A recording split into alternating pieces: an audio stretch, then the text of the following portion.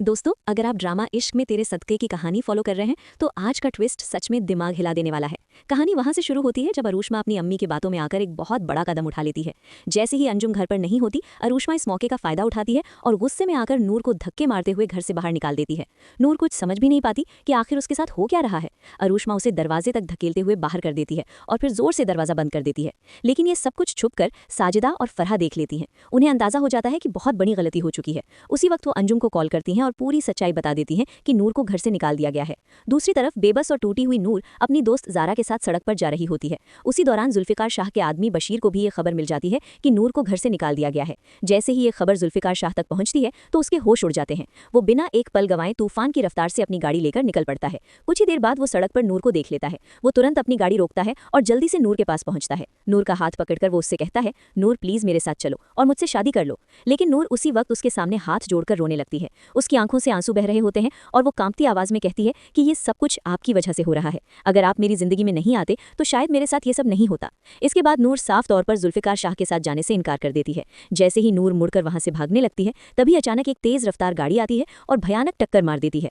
टक्कर इतनी खतरनाक होती है कि नूर उछलकर जमीन पर गिर जाती है और खून में लथपथ हो जाती है। ये मंजर देखकर जुल्फिकार शाह के होश उड़ जाते हैं। वो घबराकर तुरंत नूर को अपनी गोद में उठाता है और बिना देर किए गाड़ी में डालकर हॉस्पिटल की तरफ दौड़ पड़ता है। रास्ते में वो अंजुम फूफो को कॉल करके बताता है कि नूर का एक्सीडेंट हो गया है और उसकी हालत बहुत खराब है। ये डरावनी खबर सुनते ही अंजुम ले पैरों तले जमीन खिसक जाती है। वो गुस्से और घबराहट में तूफान की तरह घर पहुंचती है। घर पहुंचते ही वो सीधा अरूष्मा के पास जाती है और उसके मुंह पर एक जोरदार थप्पड़ मार देती है। गुस्से में कांपती हुई अंजुम कहती है कि ये मेरा घर है और तुम कौन होती हो मेरी नूर को मेरे ही घर से धक्के मारकर निकालने वाली। आज नूर जिस हालत में है उसकी जिम्मेदार सिर्फ और सिर्फ तुम हो। अगर मेरी नूर को कुछ भी हो गया तो याद रखना मैं तुम्हारी जान ले लूंगी, क्योंकि नूर मेरे भाई अहमद की आखिरी निशानी है। ये खौफनाक धमकी सुनकर अरूष्मा के होश उड़ जाते हैं। वो कुछ बोल भी नहीं पाती। गुस्से और बेइज्जती में वो सलार पर थूक देती है और अपनी अम्मी के साथ हमेशा के लिए उस घर को छोड़कर चली जाती है। दूसरी तरफ अंजुम रोते हुए जल्दी से हॉस्पिटल पहुंचती है। वहां कुछ देर बाद डॉक्टर बाहर आते हैं और बताते हैं कि नूर की हालत अब खतरे से बाहर है। ये सुनकर अंजुम की आंखों में आंसू आ जाते हैं और वो राहत की सांस लेती है। वो नूर के पास जाती है और उसे गले लगा लेती है। इसके बाद वो जुल्फिकार शाह की तरफ देखती है और उससे पूछती है कि क्या तुम मेरी नूर का हमेशा ख्याल रख सकते हो। जुल्फिकार शाह बिना देर किए कहता है कि मैं नूर का आखिरी सांस तक ख्याल रखूंगा और उसे कभी अकेला नहीं छोड़ूंगा। जुल्फिकार की बात सुनकर अंजुम को यकीन हो जाता है। तभी वो फैसला करती है कि अब नूर की जिंदगी सुरक्षित हाथों में देनी होगी। वो तुरंत काजी साहब को हॉस्पिटल बुला लेती है। कुछ ही देर बाद हॉस्पिटल के कमरे में जुल्फिकार शाह और नूर का निकाह शुरू हो जाता है। काजी साहब नूर से पूछते हैं कि क्या तुम्हें ये निकाह कबूल है।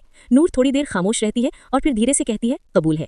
इसके बाद जुल्फिकार शाह से पूछा जाता है तो वो भी पूरे यकीन के साथ कहता है कबूल है। इस तरह दोनों का निकाह मुकम्मल हो जाता है। निकाह के बाद जुल्फिकार शाह अपनी अम्मी के गले लगता है और फिर नूर का हाथ पकड़कर उसे अपने घर ले आता है। लेकिन जैसे ही वो नूर को अपने कमरे में ले जाता है तो कहानी में एक और बड़ा धमाका हो जाता है। कमरे की दीवारों पर लगी तस्वीरें देखकर नूर के होश उड़ जाते हैं। वो हैरान होकर जुल्फिकार शाह से कहती है कि ये लड़की तो बिल्कुल मेरी तरह दिखती है। इसके बाद उसे याद आता है कि उसके अब्बू ने कभी बताया था कि उसकी एक जुड़वा बहन भी है। दूसरी तरफ जब इफ्तिखार शाह यूएसए से वापस आते हैं तो उन्हें पता चलता है कि जुल्फिकार शाह ने मारिया से शादी करने से इनकार कर दिया और इस वजह से उनका बिजनेस भी बर्बाद हो गया। क्योंकि इफ्तिखार शाह बहुत लालची इंसान है और दौलत के लिए वो अपनी बेटी की खुशियां भी कुर्बान करने को तैयार था। गुस्से में पागल होकर वो घर आता है और जुल्फिकार की अम्मी के सामने तलाक के पेपर फेंक देता है और कहता है कि अब हमारा तुमसे कोई रिश्ता नहीं रहा। ये कहकर वो हमेशा के लिए वहां से चला जाता है।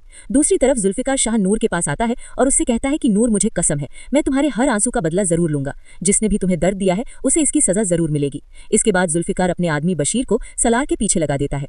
कुछ ही समय बाद बशीर को सलार के खिलाफ एक बहुत खौफनाक सबूत मिल जाता है। उसे पता चलता है कि कई साल पहले सलार ने निदा नाम की एक लड़की के साथ ज्यादती की थी और फिर उसकी जान भी ले ली थी। ये सच्चाई सामने आते ही जुल्फिकार शाह वो सारी फाइल पुलिस के पास जमा करवा देता है। थोड़ी ही देर में पुलिस भारी फोर्स के साथ सलार के घर पहुंच जाती है। पुलिस को देखकर घर के लोग घबरा जाते हैं। मुर्तजा अंकल घबराकर इंस्पेक्टर से पूछते हैं कि आखिर आप यहाँ क्यों आए हैं। तब इंस्पेक्टर बताता है कि आपके बेटे सलार ने कई साल पहले निदा नाम की लड़की का कत्ल किया था। ये सच सुनते ही सबके होश उड़ जाते हैं। पुलिस उसी वक्त सलार को पकड़ लेती है और हथकड़ी लगाकर घसीटते हुए वहां से ले जाती है। ये सब देखकर मुर्तजा को अपनी गलतियों का एहसास हो जाता है। उन्हें समझ आ जाता है कि उन्होंने हमेशा गलत का साथ दिया। इसके बाद वो रोते हुए जुल्फिकार शाह के घर जाते हैं और नूर के सामने हाथ जोड़कर माफी मांगते हैं। दोस्तों, अब यहाँ सबसे बड़ा सवाल ये पैदा होता है कि क्या अरूष्मा को अब सलार से तलाक ले लेना चाहिए। मेरी राय में तो अरूष्मा अब जरूर सलार से तलाक ले लेगी, क्योंकि सलार की सच्चाई सामने आ चुकी है।